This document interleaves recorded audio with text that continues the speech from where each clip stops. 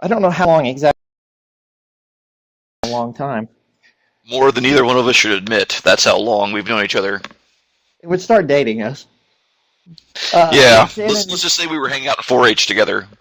yeah, that's probably good enough.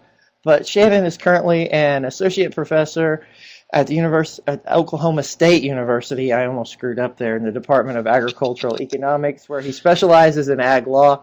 He grew up on a cattle and wheat operation in western Oklahoma and attained his bachelor's and master's degree in agricultural economics from OSU before obtaining his Juris Doctorate from the Oklahoma City University School of Law with endorsements in estate planning and business and financial services law. Shannon spent a number of years in private practice before focusing on agricultural, environmental, energy, and corporate law before joining Oklahoma State in the summer of 2007. As a member of the Department of Agricultural Economics, Shannon holds an extension and teaching appointment since joining Oklahoma State. He has provided over 300 extension seminars and workshops throughout North America with a cumulative audience in excess of nearly 19,000 while authoring over 50 extension publications. And he makes me feel like I haven't done a whole lot in my time here. Side Well, I note, have been here a little bit longer, so it's okay. that's true. His extension activities encompass all areas of agricultural law, and he also teaches the agricultural law courses at both Oklahoma State and the University of Oklahoma's College of Law. So I will now hand it off to Shannon and let him get started. All right. Well, good afternoon, everybody. Thank you guys for taking the time to hang out with us today. And first off, I'm going to apologize. As I was telling Paul before the webinar, I woke up sounding just fine, and I usually kind of sound like a nice blend of Barry White and Pavarotti. And then when I got to work, I completely lost my voice, so I've been drinking a lot of therapeutic tea trying to get to where I can speak again, so I apologize if things are a little crackly here. One other thing real quick. I know we're probably talking to a pretty diverse audience of professionals, so if you don't mind, down in the chat window, which I think should be at the lower right side of your screen, if you wouldn't mind just kind of telling me if you are an attorney, if you're an extension professional, if you're a financial professional, just so I can kind of know how to tailor the presentation to you a little bit. This same presentation in various forms we have given to actual, directly to farm producers, we've given it to attorneys, we've given it to financial professionals, and so I think there's a little bit of something for everybody, and there's nothing that says that you can't multiply multiple of those roles simultaneously. Lots of our family farmers are also bankers and lawyers and such, so, and I see that we're filling in there a little bit, and I see Willie is there. Willie, I haven't got to talk to Willie in a while there. Hello, Willie, how are you today? Excellent. We've got a really good diverse audience today, so we'll kind of hit a little bit of everything for everybody, hopefully today. The first thing that I always start off with in these presentations is a little bit of a discussion of why transition planning is so important for family farmers and ranchers. And I know that lots of times when I'm giving this part of the presentation, I'm speaking to the choir, but I'm also counting on the choir to be evangelical. In other words, I want producers, whoever's in the audience, to take this information and to go back to their families and explain, hey, this is why we all need to get on board with that. And one of the first reasons is that we're coming up on an unprecedented transfer of wealth in America. Estimates are that in the next 20 to 30 years, we're going to see approximately 8.4 trillion. That's with a T, that's a lot of money even for the federal government. $8.4 trillion of wealth is going to change hands in the next 20 to 30 years. And the funny thing about that is that it's not going to happen once, it's going to happen twice. What you can see right here is a histogram of United States population, and the bracketed area that I have there, that's the baby boom. That's the largest single generation that we've ever had in terms of American demographics. And that's where the baby boom was in 2000. If we click it forward a little bit, that's what it looks like in the year 2010. And if we went one more, we would see what it would look like in the year 2020.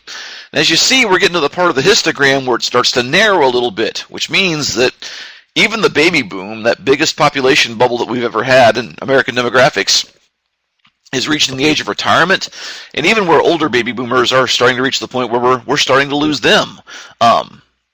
Moral of the story is that we don't have forever to work on our family transition problems. This is something that we have to contend with because it's going to become an issue one way or another. And what we see is a lot of generational squeezing in agriculture particularly, because in agriculture, old farmers never retire, right? Old farmers keep farming as long as they can possibly keep farming, and then most of the time, if they have any sort of transition plan in place, that transition plan is focused entirely on their estate plan, which means that all of those assets only transfer when someone passes away. That can kind of get us into a squeeze, though. And take, for example, this farm-owning family from back east. They're even a little bit further back east than you guys are in Maryland.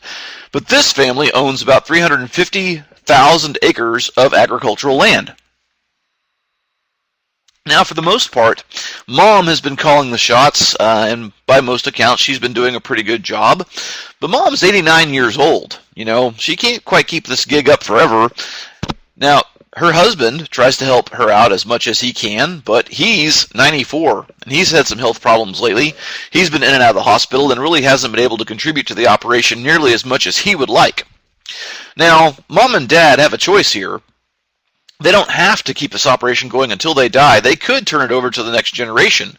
But that next generation is currently 66 years old, at the age of retirement themselves, and they might be saying, look, at this point in my life, I don't want to take on an operation of this size. I just like to go retire myself.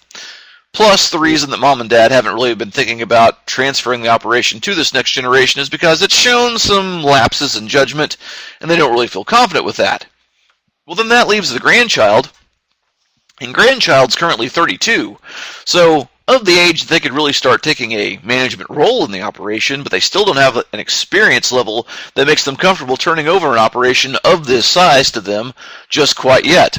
Plus, he's got a couple of new kids. One of them's just been born. There's a lot of stuff going on in his life, and they're just not sure that he has the time to devote to really developing the competencies that he needs to take this operation over in the near term. Now, I include this example semi-facetiously, but it's not that facetious. I mean, Paul will do an experiment with his audiences in estate planning where he will just give this story and not put this picture on the screen. And lots of the people in the audience are nodding their heads going, yep, that sounds like my family. That sounds like my family. Because really these ages are pretty typical for what we see in a farm family in the United States. I'll give you another example. I was talking to a colleague of mine, Dave Gaylor, out at the University of Nebraska, who was giving a presentation, and afterwards a gentleman comes up to him and says, hey, at what age do you think it's appropriate for our family to bring in the next generation of the operation? And this gentleman looked to be about 70 years old, and Dr. Gaylor says, oh, are you thinking about bringing your children into the farm? And he goes, no, I'm the kid. My dad's 92. And so I think all of us have kind of seen the fact that lots of our older farmers and ranchers are kind of reluctant to turn over the reins for reasons that we'll talk about here in just a little bit. Whatever that reluctance is, though, that reluctance is really pushing a lot of our farmers and ranchers to inaction. 64% of American farms and ranches have no estate plan in place whatsoever. I mean, if those farmers and ranchers pass away, intestate succession is going to be the method that transmits the farm assets to the next generation. And that can cause a lot of problems. If you ask farmers and ranchers what they want to have happen to their operations, I would bet you that nearly 100% of them say in some form or fashion they would like for their farm operation to stay intact, and they'd like to see at least one family member operating it going forward. Well, I'm here to tell you from experience and from research that if you let intestate succession take over, you're almost guaranteeing that's not going to happen. Because in most states, the intestate succession rules are almost always going to dictate that these assets are going to be shared in some form of co-tenancy, and most likely that's going to be between a farm heir and a non-farm heir, and that's going to create tensions that will probably lead eventually to the sale of some or all of the farm assets. Now, we said earlier that lots of farmers and ranchers would like to have their farm stay intact and would like to see a family member continue operating it. Historically, we're doing a really bad job of that.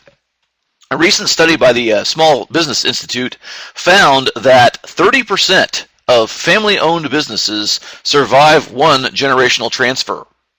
So less than a third of these small businesses are making it after just one generation. If you take that down to the next generation, that number drops to 12%. You take it down another generation, that number drops to 3%. So if we in agriculture really want to see our family farms stay intact, we've got to do a better job of getting out in front of the transition planning issue. Now, if you look at the literature, most of the writers on the topic will give you a list of reasons that small family-owned businesses, including farms, don't successfully make that generational transition. And if you kind of try to consolidate those together, they kind of fall into three categories that were basically put forth by Kevin Spafford. And Spafford wrote these out as these three reasons. Number one, inadequate estate planning. Number two, insufficient capitalization. Number three, a failure to prepare the next generation properly. We've kind of already talked a little bit about inadequate estate planning and the fact that intestate succession statutes are almost going to force the sale of some, if not all, of the farm assets and fractionalize those operations below the point which they remain viable. Insufficient capitalization kind of does the same thing except by a different means. Let's say that we have passed on a farm business to the next generation and they've accepted it successfully, but when they accept it, they also recognize that this thing was not generating enough income to support us. And so either those assets get sold off just to try to obtain their value, or we eat into the equity of the business trying to sustain it in what's eventually a futile attempt. So lots of times we see those underfunded businesses maybe make the generational transition, but they don't survive long after that transitional process. And then the last element, failure to prepare the next generation properly, is a problem that we see across all sorts of organizations, not just farms and ranches, but any form of small business or any form of institution. We often fail to recognize that one of the most important assets that we have are our human resources. And if our human resources aren't prepared to take on the roles that they face when they receive the assets, we might as well have broken up the assets in the first place. So that's why we've become much larger proponents here at Oklahoma State University of the transition model. Because the transition model doesn't just transfer everything at death. What the transition model focuses on is developing a plan over time where some elements of management, some elements of ownership, and some elements of profitability are transferred to that next generation so they can gradually acclimate to that role, giving them a much better chance of success in taking over that operation when they do have a majority stake in it, and also providing some means of mom and dad supporting themselves through the investment that they've placed in the farm over their lifetimes. Now, when I talk to audiences, I often show this slide to show why the ladies in the audience should care. I caught myself a few years ago doing these programs, and I realized that when I was talking about a surviving spouse, I always used female pronouns, and I thought, well, that seems kind of sexist, Ferrell. What if these guys survive longer than the ladies? So I did the research, and I found a study by AARP on widowed persons, and that study indicated that 80.3% of widowed persons are female. Under 20% of those widowed persons are male. So statistically speaking, a surviving spouse in a farm transition planning scenario is most likely going to be the wife. And that is important because the statistics also show that widowed females are 3 to 4 times more likely to be below the poverty level than married women of the same age. And I think a lot of that has to do with the fact that because they're a surviving spouse, widowed women are the first victims of poor estate planning. If we had an operation that was insolvent, or if we had an operation that just didn't have liquid assets that could be moved to pay for things like medical expenses, burial expenses, estate tax obligations if they existed, then they wind up selling those assets. They again have a reduced asset base that's not big enough to support them, and we wind up with this result. So clearly, transition planning has a lot of importance for lots of our farmers and ranchers, and I would argue that everybody needs to have a transition plan. No matter who you are, no matter how big your agricultural operation, you need a transition plan if you care at all about what passes from you to the next generation. But if that's not enough to convince you, then let's talk about some very specific needs for some specific audiences. And I would argue that young families generally are in desperate need of having a good transition plan in place. And the reason for that is that they're probably just beginning with their operation. They're in what we would tend to call the accumulation phase, which means they're trying to get assets under control, which means they probably have incurred a pretty significant amount of debt. Their debt-to-equity ratio is probably higher than most other operators. And so if someone dies in that operation and we lose that human resource, we lose the income that it generates, we may not have the income that we need to service those debts. We're going to need to have assets that we're willing to liquidate to pay for those debts, or alternatively, we're going to need to have life insurance or other financial tools in place to cover those debts and those liabilities to avoid putting the farm family into insolvency. that kind of goes the same for farms that may not be owned by young families, but are on the verge of being viable. They've just now reached that critical mass of assets where they're trying to really flip over off dependency from off-farm income and be self-sustaining. But if we have someone die without a transition plan in place, and we see the forced sale of some of those assets were now below viable size, and we've created all the problems that we were trying to avoid with that. Families and farms with limited asset liquidity desperately need to have a transition plan. And this can be a farm of any size, an operator of any age. Generally speaking, 85% of the farm asset balance sheet is in long-term assets, and 76% of those long-term assets are land. So, land is not a very liquid asset, and if we've got lots of end-of-life expenses, maybe there was a prolonged illness, or if we do still have debts on the books that we need to pay off, we've got to be willing to sell some of that land, and we have to understand that that land may not sell quickly. Based on vagaries in the market, it may not sell for what we expected it to, and so that again underscores the importance of having that transition plan. Complex families desperately need transition plans. When I say complex, I mean that there's been a previous marriage involved, there may be stepkids involved. If you want to think of a complex family, just think of the Brady Bunch. That's all you need to envision if you want to think about a complex family. And ask yourself, if Mike and Carol were farmers, what would they do? Which of their kids, if any of them, would want to take over the farm operation? Or what about their hired hand? You know, Alice might have wanted to have a role in the operation as well. The intestate succession statutes are going to cause tremendous controversy with complex families if a transition plan isn't in place to supersede those intestate succession statutes. Now, all of this is pretty challenging when we're talking about farms and small family-owned businesses, because in many cases, the business is the retirement asset of the founding generation. There may not be a lot of investment funds, 401ks, IRAs, anything else salted away. In many cases, we see that these producers plow every available penny back into that operation. And so we're simultaneously trying to deal with retirement income for that family while we're trying to transition this farm business to the next generation, and also provide an estate plan for that generation. All of these things are almost inextricably bound together, and that's kind of why the transition approach has some value, is because it enables us to simultaneously address all of these elements rather than trying to isolate them, which would be really tough for us to do. So what's this approach then? We talk about transition for the past 20 minutes here. What are the steps to a successful transition plan? First and foremost, we've got to do a good job of engaging the farm family to determine where they're at right now, both financially and in terms of their values.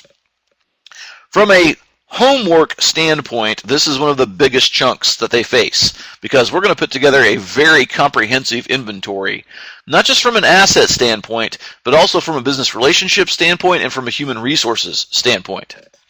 Next, we're going to have to actually talk to stakeholders. And I will admit, I don't have a lot of experience in dealing with Maryland agricultural producers, but I know out here on the frontier, we're pretty rough and rugged, and we really don't like talking to our family any more than at all possible. Case in point, my mom discovered text messaging last year, and now she hardly ever has to call me. My family is not very expressive when it comes to emotions, and so this too is going to be pretty tough. We actually have to engage in some deep, meaningful conversations with all of the stakeholders in our family farm operation to determine what their interests are in the operation going forward. Going forward with the transition plan without knowing how your stakeholders feel about their potential roles in the operation is a recipe for frustration, because it doesn't matter how good our plan is, if we don't have that communication and buy-in from those stakeholders, we kind of labor in vain. Our next step is, from the standpoint of the overall farm business, we need to develop a business succession plan. How are we going to transfer the farm business from one generation to the next over time so that everyone has a way to develop into the roles they'll eventually need to fill? And then, how do we develop an estate plan for those holdings that belong personally to the founding generation? Now, that might be an almost complete overlap between the personal holdings of the founding generation and the farm business. It may be 100%, in which case we can still kind of do these things together, but we have to understand that the personal holdings of one individual may be different or maybe the same as the business as a whole, and that's one thing that all the stakeholders need to understand as well. Once we've done all this, we actually then have to deploy that plan. We actually have to put this plan in motion and commit to it with buy-in from all of our stakeholders. So with that, let's talk about all these steps in a little bit more detail. You know, the one frustration that I always had in private practice when I would talk to someone about their estate plan is that they came to me and just said, "Hey, Ferrell, tell me whether I need a trust or a will, and just write that thing up for me." To which my response was, have you ever tried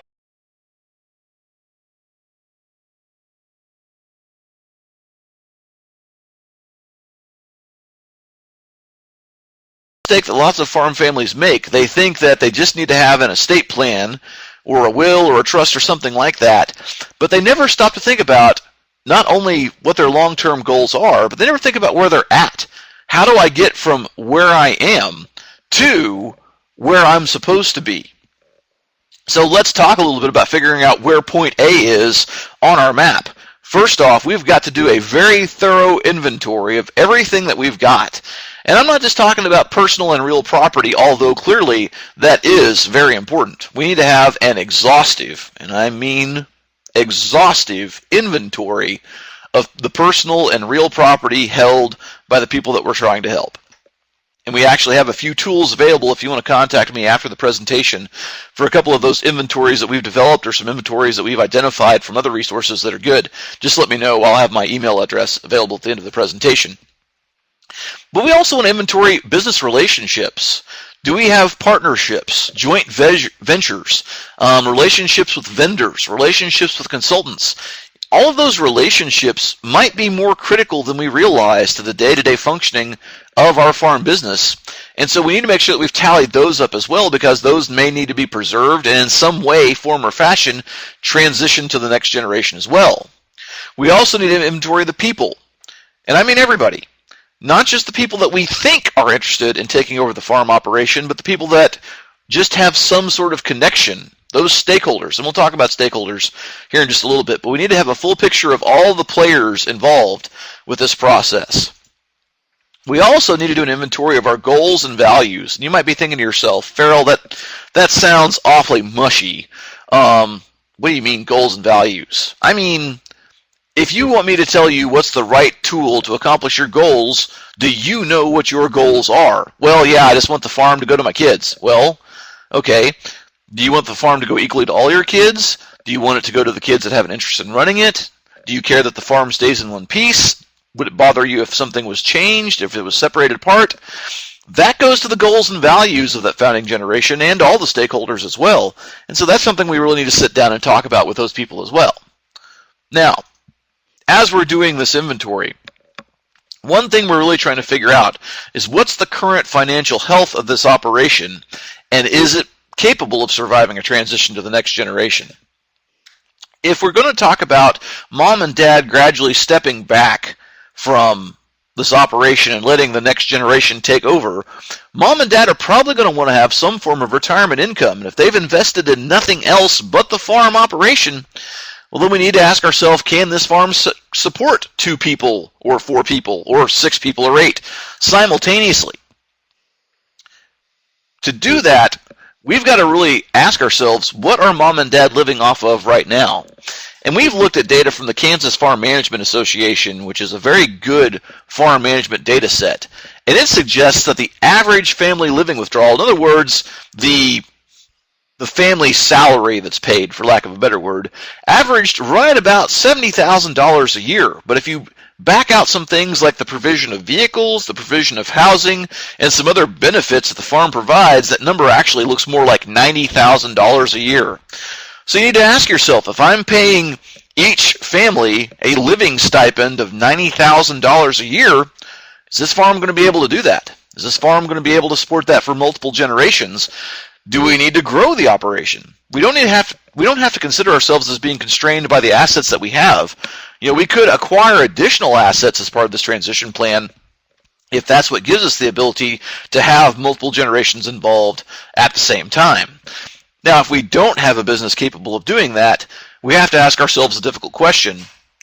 Do we have a business, which is something that's more than the sum of its parts, or do we have a collection of assets? And if we have a collection of assets, something that we don't have to keep intact, something that can be easily broken apart without losing any value, well, then maybe the transition model loses some value for us, and maybe we are just talking about an estate plan. But that's a question that the farm operator has to ask. Next up, we've got to communicate with our stakeholders.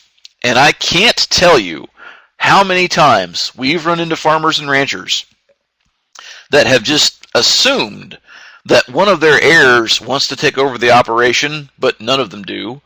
Or they assume that the kid that lives in town doesn't want any part of the operation, and they would.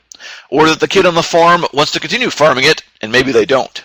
So all I'm going to tell you today is that if you're trying to help someone through this transition process, it's critical that you talk to all of the stakeholders to figure out what do they want to do with the farm.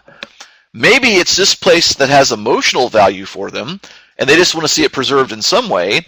Some people might have a very deep desire to operate it as a business going forward, and the people that you think might care about it might not. So just remember the old joke that the farmer will tell you about what happens when you assume. You can fill in the blank from there, okay? So, when we're talking to our stakeholders, who are those stakeholders? Well, stakeholders come in a large variety. Stakeholders may be people with a management stake, the people that actually have management authority in the operation. Those people are pretty easy to identify. They're probably the one that came to you for help in the first place. But there's other stakeholders as well, people that have a financial investment. Now, the manager probably has a financial investment themselves, but if someone's making a salary from the farm, they've got a financial stake in it too, and they probably care about its progress. So any employees that you have likely are financial stakeholders. Anyone who receives income or benefits from the farm, they're financial stakeholders. And then you also have emotional investors or emotional stakeholders. Let me give you an example from my own life. I grew up, like Paul said, on a farm in western Oklahoma, and I'm a professor at OSU now. I live 150 miles away from my family farm. But if you ask me where home is, I won't ever tell you Stillwater. I'll tell you Leedy, Oklahoma, because that's where I grew up. I care a lot about what happens to the farm, even though I don't have a financial stake in it. I'm very emotionally invested in it. And sometimes emotional investors can be the most problematic because sometimes they get ignored, and nobody likes being ignored. You might also need to engage some other stakeholders that might include the professionals, the vendors, the consultants that you work with, because they might have some valuable insights about your operations progress that you might not realize. Now, as you're having this conversation, I'm going to strongly recommend that you have a series of family meetings. And everyone always feels great when someone says, hey, listen, we need to talk, right? Anytime someone says those words to you, you immediately panic. But you needn't panic. We're going to be open and transparent about this conversation and get everyone engaged because you really want to get everyone's feelings out on the table. You're going to find that lots of the problems caused after someone passes away, when we're having will contests or all sorts of family strife, it's simply because someone never had a chance to be heard with respect to how they felt about the family or how they felt about the farm operation. So initially, some of these family meetings are just going to be to get everyone's emotions out on the table, to understand how everyone feels about their relative position and how they feel about the farm operation. And once we've done that, then we can start having some deeper, meaningful conversations about how the mechanics of that transition actually need to take place. So, as you're having this family meeting, there are some considerations to take into consideration. First off, engage all of the stakeholders, everyone with a financial stake, everyone with a management stake, everyone with an emotional stake. No one should feel left out. As soon as someone feels left out, we start to lose value from the process. We're going to tell them, we're going to have a talk about the future of the farm. There's not going to be any pretense. There's not going to be any surprises. We're not just going to say, hey, we need to talk to you about something important. We're going to tell them exactly what they're going to talk about so they can feel prepared for that. We're going to do this on some date that is not a holiday. which is when every farm family always wants to do this because they know that everyone's going to be in the same place at the same time and it's convenient. Well, the holidays have enough stress of their own, and we don't need that. Similarly, we're not going to let the stress of this discussion negatively influence the holiday. So we need to have this on some date that's not a holiday for those reasons, but also we're trying to impress upon these stakeholders that this is an important conversation. It's so important we're setting aside time to do it on its own. It carries its own weight. We're going to do this in some place that's comfortable for everyone, but that's not anyone's home. This is going to be a neutral field game, to borrow the sports analogy, because if you're in someone's home, they're going to wield more emotional influence than the people who don't live there. And we need this to be as neutral a playing field as possible because we, again, want everyone to feel comfortable expressing themselves. We also want to make this a place that's free of distractions. In other words, everyone's cell phones go into a box, and the box goes outside the room. Similarly, we're going to make arrangements with a hired hand or someone else to take care of the cattle, to take care of the crops. We're going to have no outside activities this day. We're just doing this and focusing on our discussion about the future of the farm. I would also suggest that if this is going to take a while, do it in some place that's fun. That way you can go have some discussion. Things might get a little bit heavy, so you can take a break, go outside, have some fun, maybe do this at a state park or lodge or resort, somewhere you can mix some fun stuff and some difficult stuff to kind of keep things balanced out and overall make it a positive experience for the family. Now, as you're having these conversations, whether you're doing this as a professional facilitating the discussion or whether you're a part of it yourself, understand that the manner in which we communicate may be actually more important than the actual words that we use. And you may remember this from when you took speech in college, but realistically, only 7% of the information conveyed in a conversation is actually relayed through the words that you use. 38% of it is your tone of voice. 55% of it is body language and nonverbal messages. So you add all that up, that's the message you're communicating. 7% the actual words you use. The other 93% are nonverbal, really. And I would love to give you an example of my body language, but this is a webinar and you can't see me. So suffice it to say, how you are holding yourself, the tone of voice that you're using,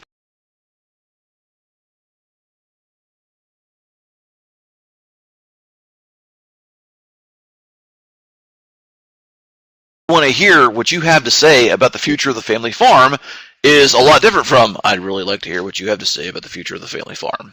You know, again, exact same words, but very different tone, and tone makes a lot of difference. Again, with these meetings, we're trying to get our stakeholders to lean in, to engage, and to feel like they've really got some buy-in in this process. That's good from an emotional standpoint for the family, but it's also good from a legal mechanical standpoint as well, because if we've got buy-in, we've reduced the opportunities that we have for other people to contest the plan that we eventually devise, and that's just good for our clients. Speaking of clients, if you're a legal professional or you're a consultant, one thing that you often have to worry about is who is the client when you're talking to a family. If I just have one client in my office and I'm speaking solely to them, that's pretty easy. But when you're engaging a family, you've got to be very clear about who is and who is not the client. Odds are they didn't come into your office wearing a t-shirt that says, "Excuse me, I'm the client," all right? So it may be important for you to have a discussion, maybe through the form of an engagement letter, to everyone involved with the family to say, I'm here to help this family with their transition plan, but you need to understand that I am dealing specifically with this person or this person as the client.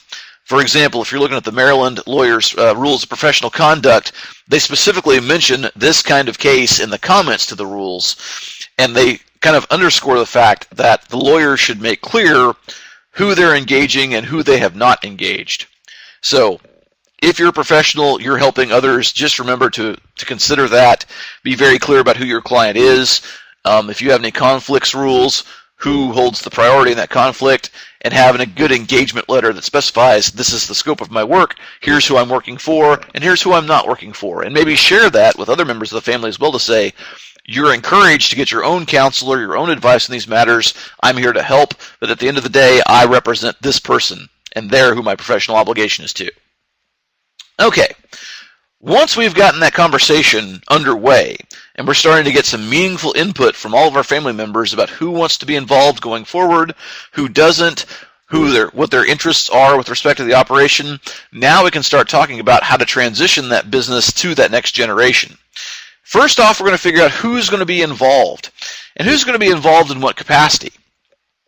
For example, if we have an heir to the farm that's living on the farm or that's involved in its day-to-day operations, they might want to have at least some role in those daily management decisions, the kind of the tactical analysis, so to speak.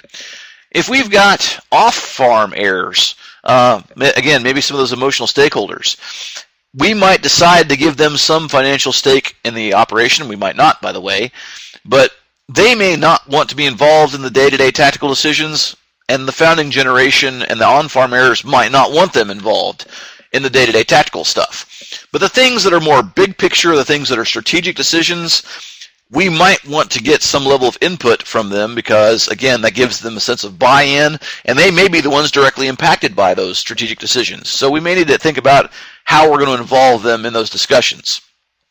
We're also going to talk about everyone's financial stake. And I'm kind of surprised when I talk to farmers and ranchers that they always assume that they have to give their farm to their kids. And I say, well, you know what? You could make them invest in it. There's nothing that says you have to give away all the farm. You might want to say, hey, it's important for us to grow this operation, to get bigger, to become more financially efficient, and to be able to support more families. We're going to need equity to do that. Will you invest? And that's a fair question to ask of your stakeholders as well. We need to have a blueprint also for how we're going to create new roles, if new roles are going to exist. And how are we going to change existing roles? You know, the classic example of this is moving the founding generation from the role of being CEO to chairman of the board. And that may not sound a whole lot different, but a CEO has a lot of involvement in the day-to-day decisions of that farm operation. And the chairman of the board still basically holds the ultimate veto power, but they don't necessarily get involved in the day-to-day operations. And so if mom and dad are looking at maybe retiring a little bit, and I know that retirement is a dirty word in agriculture, but sometimes it is what it is, we might need to say, Mom and Dad, here's the new role for you. We still want you to have a meaningful, important function in the farm operation, but you don't have to bug yourself with the day-to-day operations, okay? Similarly, if we're bringing someone else on that's new to the operation, we need to have a pretty clearly defined role for them. I know you probably think it sounds crazy for you to have an organizational chart and position descriptions for your farm, but you'd be amazed at how many problems that can actually avoid.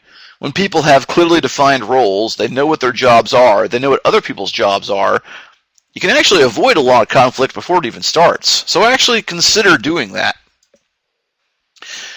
We also need to remember that as the founding generation transitions to maybe what might be a semi-retired or retired role, they still need to have meaningful involvement because it can be tremendously emotionally unhealthy if we kind of just say, thanks for all that you did, Mom and Dad, now go off and fish. And they don't do something meaningful for themselves. That can be very harmful for them. So we need to be mindful of making sure that there are meaningful contributory roles for that founding generation to have, no matter what our transition plan takes into account. Now, as we're talking about transitioning the business, there are a couple of common scenarios that we run into that I'd kind of like to put in front of you. And one of those is dealing with the farm kid, city kid conundrum. Or we may see these called operating heirs and non-operating heirs, on-farm heirs, off-farm heirs, lots of different names. But really what we're talking about is that one or more potential heirs to this operation live on the farm, intend to have some role in this operation going forward on a day-to-day basis, and may actually consider it their main source of income. Then we may have an off-farm or non-operating heir that's pursued their vocation elsewhere. They still care about the farm, they still care about mom and dad, but it's never really their intention that they come back and operate that farm operation. So, when we're dealing with this, we have to understand that it's possible that farm kid and city kid both love mom and dad very much, both care very much about the farm, may have no greedy intentions or motivations, but they are going to view the farm asset differently simply because that's their economic interest. if you're talking about the on-farm heir or the farm kid, they probably look at the asset as a business, and they realize value from their asset in reinvesting in the business, helping it to grow, expanding it, improving its efficiency, growing in scale so that it provides more returns, essentially so that the pie is bigger over time. Now, if you're talking about city kid, a city kid who receives a farm asset is going to look at it like an investment. And there's two ways to get money out of an investment. It either needs to generate returns, i.e. dividends, or you sell it to realize the value of the asset and go invest that in something else. This is not because of anything that's wrong with either of these heirs. Those are just their economic perspectives. And you have to understand that if you put both of those people together in the same asset, those fundamentally juxtaposed positions are going to create conflict. Doesn't matter if we're talking about a farm or any other kind of asset. If one owner looks to grow the value of the business as a whole, they may make decisions that are directly contradictory to the owner that wants to see short-term returns. We see this in the stock market and with large corporations all the time. So what I'm telling you is, you don't always have to treat city kid and farm kid the same. I see it so many times that mom and dad think that they have to give the farm in exactly equal shares to all the kids because they can't treat one kid differently. And I'll tell you, again, going from my own family experience, that the word equal does not mean the same thing as the word equitable. Using my own family, I have a brother who farms with my mother and father. And through his work with mom and dad, they've doubled the size of the farm operation in the past 10 years. I provide occasional legal help for them, but that's about it, okay? And so for me to get the same share of the farm as the farm kid, my brother, that wouldn't be equitable because he's made much bigger contributions to the operation than I have. And so one thing we have to talk about with our clients and our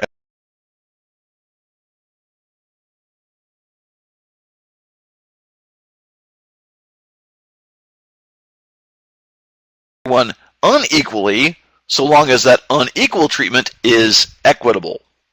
So what we may be looking at then when we're talking about farm kids and city kids is first off figuring out what roles they want to play. Again, having that family discussion and that conversation may actually lead city kid to the conclusion of, oh, you know what? I really haven't made a lot of contributions to this operation. Maybe I don't want to have a daily role in it. Maybe I just would kind of like to have some form of inheritance, but I'm really not going to be active in the farm operation. Some of these problems may actually work themselves out. But at the very least, you can have a discussion to say, we think it may be more fair that this on-farm heir receives more of the farm assets, and off-farm heir, what we'll try to do instead is provide non-farm assets, maybe in the form of investments, savings, perhaps liquidation of some assets, perhaps the form of a life insurance policy, to you so that you get some value, even though that value may not be equal to what the on-farm heir is going to receive at the end of the day. Again, that underscores that importance of having that family discussion on that point. Another thing that we see a lot in agriculture is the sweat equity plan, which is basically kind of a form of non-estate planning, or basically saying that we're going to provide a on-farm heir who's worked for well below market wage with a higher proportion of the farm assets as a form of basically backloaded compensation to that on-farm heir. Now, these relationships have a lot of problems. One of them is a lack of transparency, just because the other heirs don't see this deal take place or don't know about it, and that kind of increases the risks that we face of contests of the plan. It's really not very enforceable. Lots of times, if you've got a sweat equity plan, you've never embodied that in any sort of legally enforceable document. And so that creates lots of problems.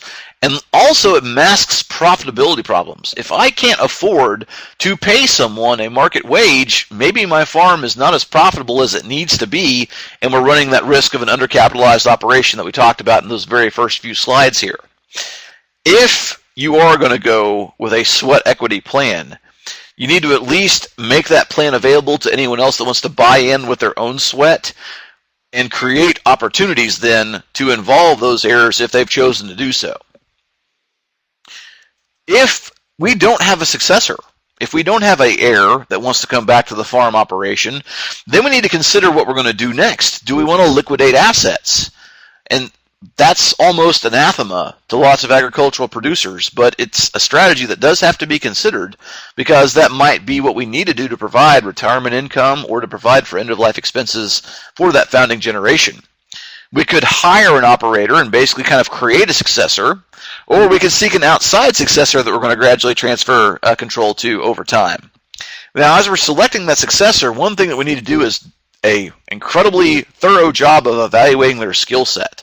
And we might want to make that so thorough that we basically create an internship, for lack of a better word, or a employment relationship, so we can observe that successor at close range over time to make sure that we have similar operating philosophies, or at least operational philosophies that are compatible with the assets that we own. We need to make sure that there's some sort of relationship that we can use to transfer that asset control. And that may be a partnership, and maybe a joint venture. We might want to establish some sort of lease, particularly maybe a share lease, because in a share lease we could both have some opportunity to work together in management and kind of get a feel for each other. Or we could talk about some sort of preferred sale, maybe an installment sale over time, to give that successor access to those assets. Whatever we choose to do, though, we need to make sure that we formalize that relationship in a legally enforceable way, because if not, we might as well have not engaged in the whole process in the first place. And as we're talking about transitioning our farm assets over time, one thing that's important for us to remember is that we can split apart elements of our farm.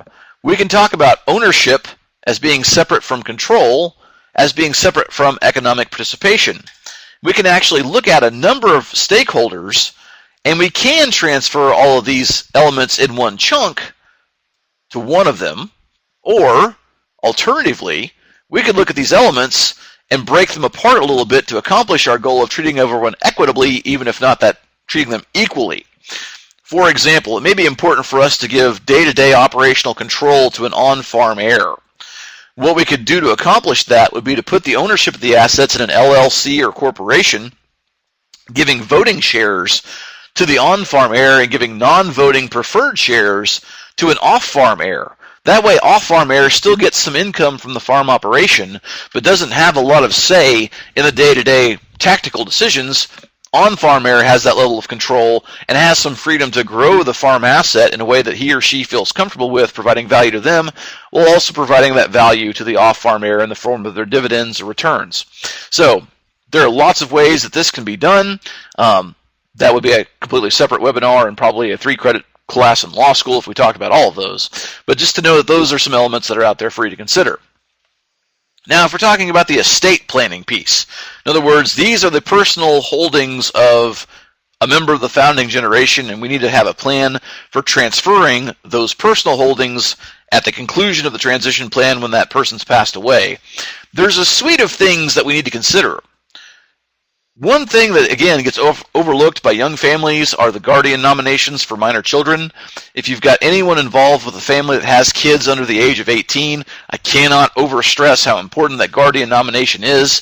Let's get someone to take care of those kiddos, because if we don't do that, we create a risk for lots of very divisive family conflict. Beneficiary designations for any investment or savings accounts that we have are an underrated transition tool, very inexpensive, very effective. Let's make sure those beneficiary designations are also checked up on anytime that there is a change in family status. Powers of attorney for both business and healthcare, very important. End-of-life issues or long-term incapacity issues can't be overlooked, and so we need to have someone that we trust with that business power of attorney. That power needs to be, I'm sorry, let me back up just a second. Those powers of attorney need to be made durable if we need to make sure they're available while someone is incapacitated. And your attorney can help you create the language that you need to make sure those powers are durable, rather than, let me back up, I'm sorry. Durable power of attorney meaning that the power is available while the person is incapacitated. A ordinary power of attorney is ineffective once a person becomes incapacitated. So if in the past you executed a power of attorney for someone and just kind of forgot about it, that power won't be any good if you become incapacitated. It has to be a durable power of attorney to last. An advance directive for healthcare is another very important piece that's often overlooked. And when we talk about an advance directive, that can include a healthcare proxy or healthcare power of attorney, meaning that we're giving someone the capacity to make medical decisions for us if we can't be communicated with or if we're incapacitated. But it can also include items about organ donations, tissue donations, and living will, or any decisions that we have made for ourselves about end-of-life care, such as hydration, nutrition, resuscitation, anything that we do or don't want administered to us at end of life. Obviously, then there's the will, and the will is a set of instructions that transfers property when someone dies, period. That's what a will is, no more, no less. I would argue that everybody needs to have a will, even if they do have a fairly comprehensive trust, for a reason that we'll explain here in just a second. But I would argue that everybody needs to have a will. Trusts are a good idea for many people. Not everybody has to have a trust. They've been sold as the silver bullet for some time now, and they're not necessarily a panacea, but they do have a lot of flexibility and a lot of advantages. If we do have a trust, it still needs to be paired with a will, because that will needs to round up anything that doesn't get put into the trust and put it into the trust, if we intend for the trust to be our primary estate planning vehicle. And then I would also argue that life insurance sometimes gets undervalued. Young people often have life insurance because they're worried about the payment of debts or providing for their dependents. Older folks might still want to consider life insurance, again, for the farm kid, city kid problem, to cover any estate tax obligations or to deal with any administration costs or end-of-life costs such as medical expenses. So life insurance is something everyone should think about. I'm not going to say that everybody needs to have it, but this is something, again, that you should consider as part of your toolkit. I know we don't have a lot of time, and there are other resources out there to talk about these topics, so let's go through this very quickly. When we talk about wills, lots of people really shy away from wills because they're worried about probate issues. And that's a valid concern because probate takes time, probate takes money, and probate is a public process, meaning those records are publicly accessible to anybody that wants to see them.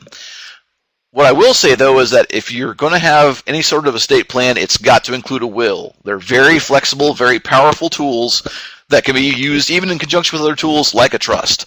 So I would argue that everyone needs to have a will that's closely coordinated with their other estate planning tools. And if there is a will, the will has to be probated. Wills have no legal effect unless they are probated. And I routinely deal with people that are probating wills that are 20 and 30 years after the deceased passed away because they've now run into the problems that are created by not probating a will, which includes cloud of title, amongst other things. So have a will, and once the decedent has passed away, make sure that will gets probated. Trusts are tremendously flexible tools, but they have their own constraints as well. They tend to front load the costs of estate administration. In other words, if we have a trust, we're probably paying a lot of the costs of administering our estate up front, but that might actually be a good thing for us. Trusts can be very flexible. They can provide for restrictions of property use if that's important to us over time. They can provide for minors at the time that we make out the trust, which is more difficult to do under a will. So they've got a lot of flexibility. Just know that they add some cost, they add a little bit of complexity, and again, they still need to be coordinated with other estate planning tools, including a will. No matter how good your trust is, you still need to have a will. Once we've gone through all these steps, then, let's talk about how we deploy our plan. And as we go through this process, we need to make sure we've got a good team of professionals and that those professionals actually work together. I'm actually helping a family right now that had an excellent accountant, they had an excellent attorney. The only problem was that they never talked to each other. And that wasn't because of any sort of animosity, they just worked in their own individual silos. And so now what we're trying to do is pull those professionals together to understand that they're trying to both accomplish goals of the farm family, and those goals have to be linked in the documents and the tools that those two professionals are creating. So engage a good professional team and make them work together. Invite them to the meetings and establish that network for them. Talk to your stakeholders. Make sure they understand what your transition plan is. Be very transparent with them. Share the plan with them. And help them to understand what they would need to do if that plan actually had to be implemented today. If we had someone from the founding generation pass away today, what would everyone's roles be? would they be capable of fulfilling them? And if not, what training do we need to take place to make sure they are capable of fulfilling those roles? Know that this is going to be an ongoing process for the rest of everyone's lives involved. You can't just form a transition plan and then put it in a nice leather-bound notebook on the shelf and let it gather dust. You've got to routinely reevaluate these plans and see that any changes need to be made. So when do you need to do that reevaluation? First off, when there's a change in the family, whenever someone's born or someone dies, whenever there's a change in marital status, whether that's someone getting married or someone getting divorced, whenever someone becomes disabled for any substantial period of time, because that may mean that they have medical expenses that now need to be addressed in the transition plan. It may also mean that they're not capable of fulfilling the role that we had in mind for them, and so we need to figure out how to deal with that human resource need as well. Anytime that we buy or dispose of a major piece of property or any other form of asset, we need to make sure that the transition plan takes that into account. Anytime there's a major change in laws. For example, the turmoil that we saw with the estate tax between 2009 and 2011. I mean, if you go from 2009, we had an estate tax exemption of $3.5 million. It became infinite in 2010, and then it came back down to, $5 million, in 2011. And so, during that period of time, people needed to be looking at their transition plans to make sure that they were accounting for that in their estate tax planning. Lastly, you need to do this on a regular basis. I would argue at least every year, just to make sure that your transition plan is accomplishing what you want it to, and if it's not, you can change it. But at least every 2 or 3 years, again, to make sure there hasn't been any major legal change or any significant change in the asset basis of the operation. We've talked about a lot of stuff today. We've talked about a lot of stuff really fast. But at the end of the day, people are surprised when I say this, but picking the financial and legal mechanical tools to accomplish transition planning, that's actually pretty easy. That's not the hard part. The hard part is engaging the family in the deep, meaningful conversations to help them truly understand what they want to accomplish with their transition.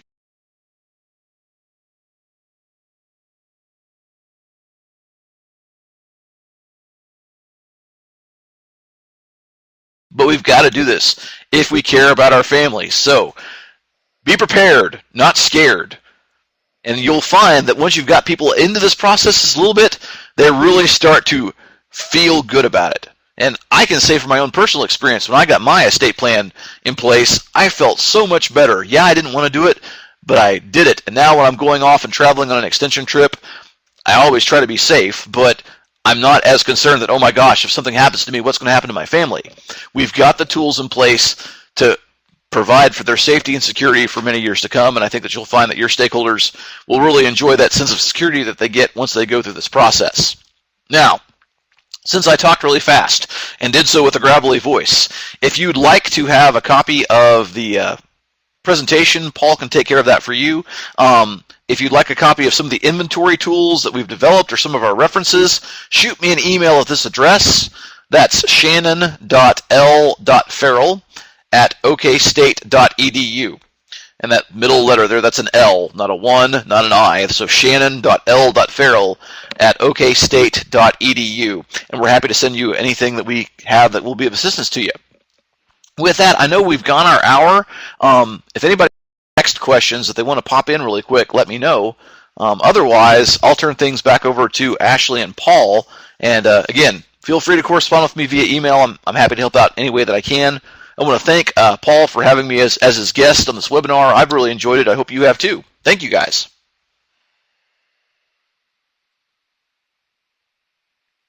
Thank you, Shannon. It looks like maybe there might be a few questions coming in real quick.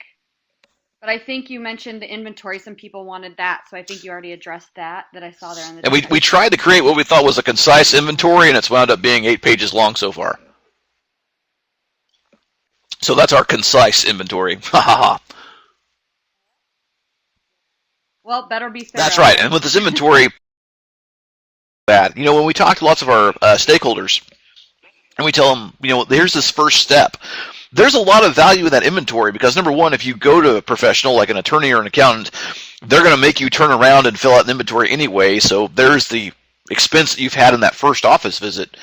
But you also find that as you're creating that inventory, it really jumpstarts your thought process about what you want to see happen in this transition plan. And so it's got value beyond just keeping all the information together, which is critical. It really starts the transition planning process before you even realize it.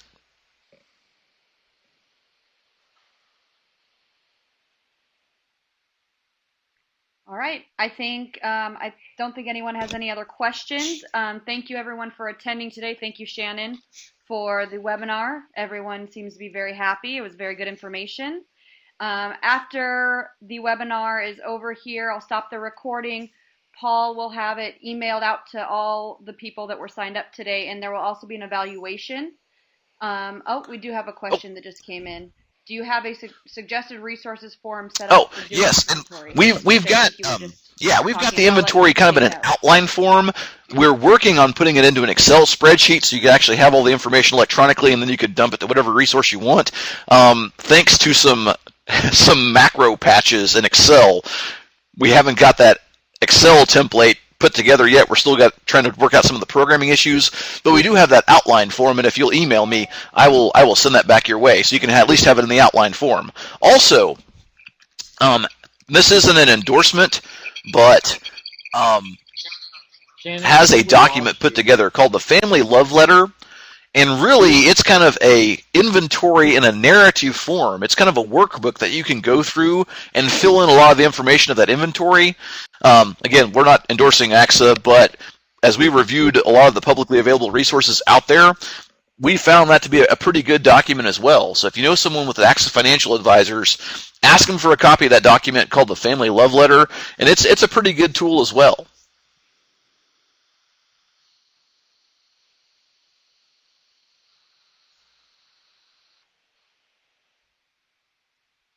All right. Okay, just to reiterate, everyone who wants the inventory from Shannon, you can go ahead and email him. His email is on the last slide there, shannon.l.ferrell@okstate.edu. All right. Thank you, everyone. And again, there will be an evaluation. You can find it on the right-hand side with the materials, and it will also be emailed to you. And thank you again, everyone. Up there it is. Paul just sent out the chat in the chat box, Shannon's email address. So go ahead and send that email to him, and he can get that form to you. And if that's it for the day, thank you, everybody. I appreciate the opportunity. Thank you again.